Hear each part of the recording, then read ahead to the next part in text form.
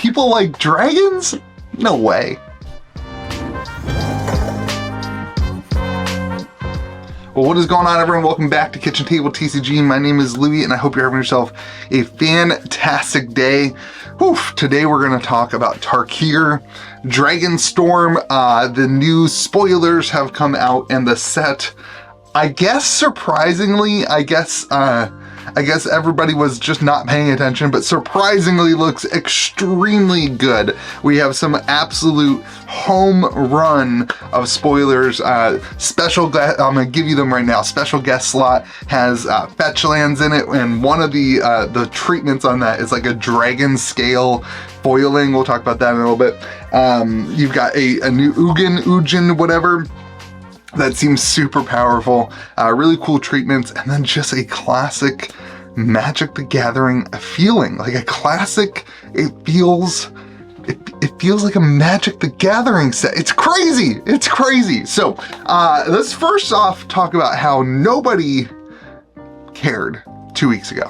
And it's amazing the way that Magic works now. You have like this mashed potato feeling spoiler season where it's like you never really know what's coming out and when. I think like when Distro put up the pre-orders for Tarkir, they had the pre-orders put up for Tarkir, for Final Fantasy, for Edge of Eternity, and for Spider-Man. All went up in like within the same week and a half. I mean, it was wild. There is so much coming out. There are so many sets there. It is so hard to stay in the loop with what is happening. And when you see big flashy Final Fantasy and you see Spider-Man, it's easy to forget and it's easy to not focus on this like standard set that may or may not be good, may or may not matter.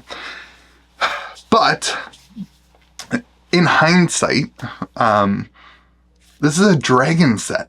This is a set that goes back to probably one of the most beloved planes. There's got to be somebody who's watching this video whose favorite plane is Tarkir and who loves dragons. Like, it goes back to the roots of Magic the Gathering. And I think that there's a modern attitude that downplays the excitement for people to go back to the roots of Magic the Gathering. I think this kind of set will really show and really prove. I think Bloomborough did a similar thing where it just like felt like it was on the ground and a lot of fun. I think this set's really going to show, hopefully it shows Wizards. I think it's already showing the consumers, but hopefully it shows Wizards that we really care about classic Magic the Gathering. That yeah, these flashy things are great. Final Fantasy, awesome, whatever. But that we really care about Magic the Gathering.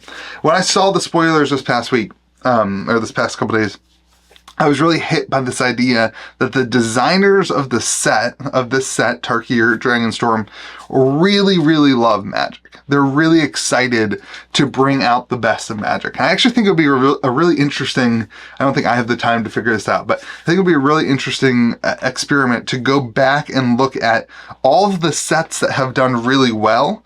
You know, Lost Caverns of Ixalan, Wilds of Eldraine, kind of the sets that have done really well, the classic Magic sets that have really done well over the last couple years, and figure out who designed them and who was in charge and what was the team like.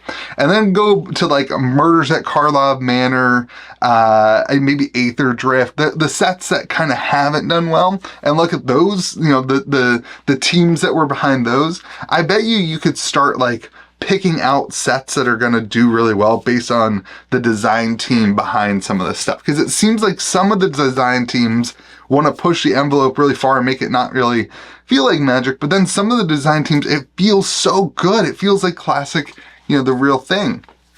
So anyway, yeah, it's just really interesting to see a classic Magic set. And I think it's going to do a lot better than Wizards thought it was going to do.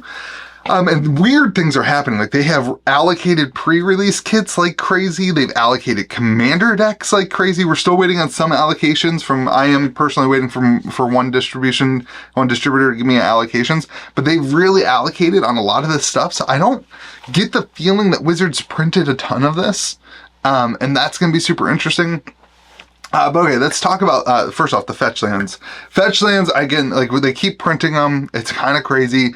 You know, they said fetch lands would never be in a standard set again. Here we are, we have a standard set with fetch lands, but they're special guests. So you can only use these in draft and limited environments. If you pull it, it's not part of the standard, you know, format. So that's kind of, you know, attuned to what they said.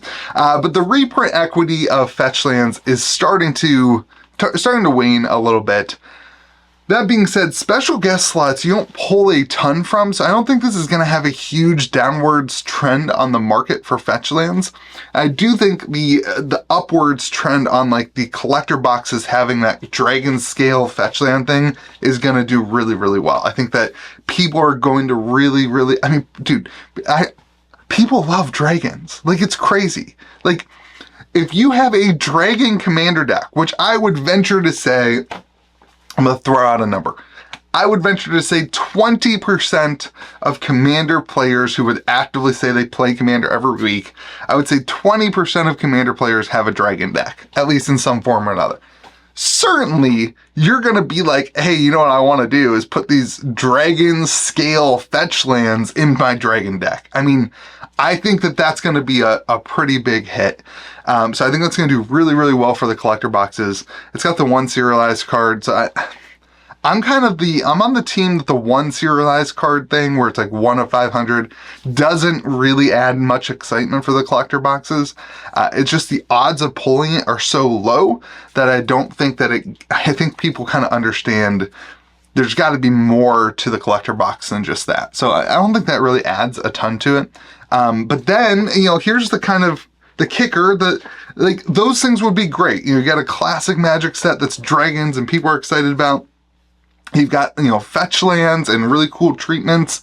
But the big kicker for any Magic set, in my opinion, is usually limited environment, which, I mean, this also has guild kits. I don't know if they're called guild kits, but faction kits, whatever it is, for pre-release. So that's really cool. But here's the kicker. The cards seem really powerful. So you're limited environment, and then you have this idea of like, are the cards good and powerful? And we saw this new Ugin, and that thing is crazy. It's like super powerful. It looks really cool, but it's like a super powerful card, and it seems like just looking at just that card, there's not all the spoilers out yet, but just looking at that Ugin, it seems like the power level of this set has the potential to be pretty pushed. And you mix that into this idea that now Universes Beyond sets are part of Standard. So the Standard sets have to keep up a little bit. You're going to have to keep up to that Universes Beyond hype. And so you're going to have these cards that are really powerful. Standard's going to be a very, very power-driven, powerful format. And it's just the way it is now. But those cards are going to see play. They're going to see people excited about them. A lot of people are going to want to pick up the Ugin to slot into their commander deck and to play. And like, there's a lot of excitement right now, not just on the theme, not just on the fetch lands, but also this third area where like the excitement is on the playable cards. You put those things together and you mix that with that when this set was announced, nobody cared about it. Nobody even thought about it. Nobody was talking about it. Everybody was talking about Final Fantasy this and Spider-Man Marvel that and SpongeBob Secret Layers coming out next week. Nobody cared. Nobody pre-ordered, stores ordered little. I mean, I think a lot of stores thought, hey, listen, people are going to be saving their money for Final Fantasy. People are going to be saving their money for Spider-Man. There's already people I know who come into my store.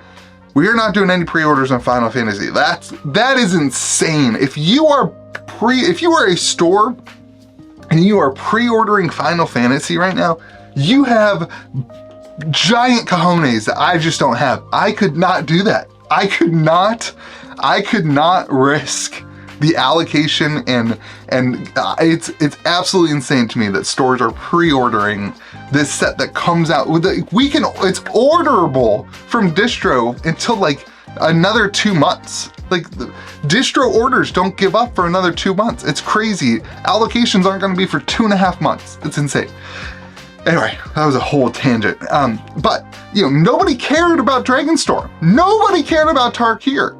All of a sudden, this week, here it is. And if your stores didn't order things, you're gonna start seeing some supply shock. I don't know, it's just wild. It's just wild. So let me know your thoughts on Tarkir. Are you excited about it? We have a very limited number of pre-orders up at KitchenTableTCG.com if you're interested in supporting the channel. I still don't have my final allocations. I know I'll get the boxes, so we're just doing a small amount until we get final allocations, and we'll put up kind of the rest of our supply. It's wild. I don't know. Let me know what you think in the comment section below. Have yourselves a great day. Be kind to the people around you. We'll see you again next video.